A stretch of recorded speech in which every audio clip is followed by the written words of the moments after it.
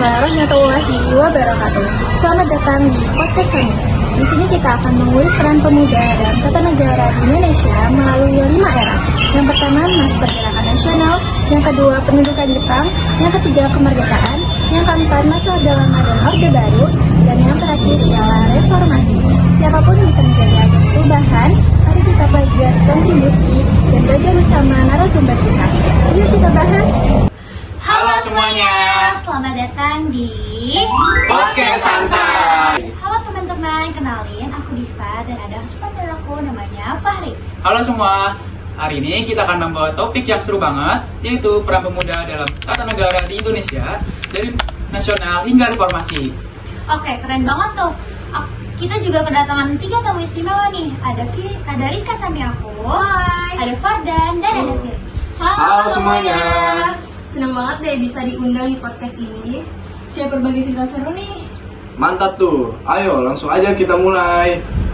Oke Fahri, gimana kalau kita ngebahas tentang pergerakan nasional pada zaman itu yang diperankan oleh para pemuda pada saat itu? Wah, boleh banget itu Pak. Oke, saya akan menanya kepada Rika, gimana sih peran pemuda pada saat itu? Menurut aku, pemuda zaman pergerakan nasional tuh garda terdepan dalam melawan penjajahan. Mereka aktif di organisasi kepemudaan, bikin gerakan, dan nyebarin semangat kemerdekaan. Contohnya itu kayak Sumpah Pemuda yang membuat mereka menjadi kompak dan mengutamakan persatuan. Yap, bener banget tuh. Jadi, pergerakan nasional itu kayak fondasi awal pemuda buat berani suarain kemerdekaan dan perubahan negara. Nah, lanjut kita ke masa pendudukan Jepang. Aku mau nanya nih sama Firly, gimana sih menurut kamu tentang pada masa pendudukan Jepang, gimana sih peran para pemuda pada saat itu? Oke, jadi masa pendudukan Jepang itu berat, tetapi para pemuda ini memiliki peran yang penting. Para pemuda mengikuti pendidikan militer dan organisasi yang dibuat oleh Jepang. Dan ada juga yang melawan secara diam-diam dan mempersiapkan kemerdekaan. Betul, karena meskipun Jepang memiliki kontrol yang ketat, pemuda nggak nyerah untuk tetap semangat dalam nasionalisme. Oke, kita lanjut ke masa kemerdekaan dan Orde Lama. Fardan, gimana sih peran pemuda pada saat itu? Jadi, pada masa kemerdekaan dan Orde Lama, pemuda menjadi moto utama untuk mempertahankan negara yang baru berdiri.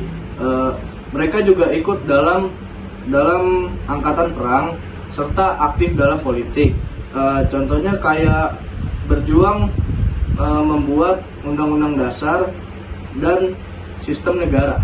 Selain itu, mereka juga kritis sama pemerintah supaya agar tetap jaga idealisme kemerdekaan. Nah, keren nih. Gimana kalau kita ngelanjutin tentang pada masa Orde Baru? Aku mau nanya Firly nih. Aku mau nanya Firly lagi ya. Gimana sih menurut kamu tentang peran pemuda pada masa Orde Baru? Orde Baru ini dibatasi kebebasan, tetapi para pemuda juga berani untuk mengkritik melalui aksi dan organisasi. Dan para pemuda ini juga menjadi agen penting dalam perubahan dan meskipun mereka berjuang di bawah tekanan. Wah, akhirnya sudah sampai pada masa reformasi. Oke, Rika, gimana sih para pemuda pada saat itu? Reformasi itu buah dari perjuangan pemuda dan mahasiswa yang kecewa sama pemerintahan Orde Baru. Mereka membuat demo besar-besaran sampai akhirnya membuat Presiden Soeharto lengser. Sehingga pemuda waktu itu menjadi simbol perubahan dan kebebasan. Wow, luar biasa ya tentang perjuangan kita dari zaman ke zaman. Sekarang aku mau nanya nih sama kalian semua. Gimana sih menurut kalian untuk memperkuat keaktifan kalian pada masa perubahan saat ini? Jadi, caranya itu kita tetap kritis dan gak takut menyuarakan pendapat, tetapi juga harus bijak dan positif. Dan jangan cuma ikut-ikutan, tapi pahami dulu masalahnya dan cari solusinya. Manfaatkan teknologi dan media untuk terus menyebarkan hal baik dan inspirasi. Serta jangan lupa untuk terus belajar sejarah supaya paham tentang perjuangan pemuda terdahulu. Oke, terima kasih ya teman-teman yang sudah berbagi pendapatnya. Sampai jumpa di episode selanjutnya.